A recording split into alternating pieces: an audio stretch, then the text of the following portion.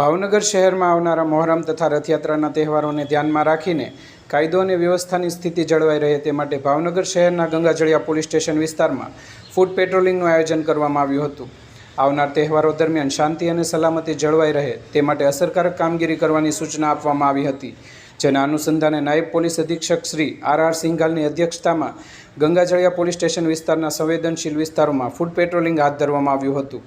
આ દરમિયાન લોકોમાં સુરક્ષાની ભાવના મજબૂત બને અને અસામાજિક તત્વો પર નિયંત્રણ રહે તે હેતુસર પોલીસ દ્વારા આ વિસ્તારોમાં ચુસ્ત દેખરેખ રાખવામાં આવી હતી। આ ફૂટ પેટ્રોલિંગમાં ગંગાજળિયા પોલીસ સ્ટેશનના PI R B. Chauhan, Ghogha road police સ્ટેશનના PI A N. Desai, Nilambag police સ્ટેશનના પીઆઈ ડી.પી. ઉનડકટ સહિત વિવિધ પોલીસ સ્ટેશનના પીએસઆઈ, સર્વેલન્સ સ્ટાફ અને પોલીસ કર્મચારીઓ જોડાયા હતા।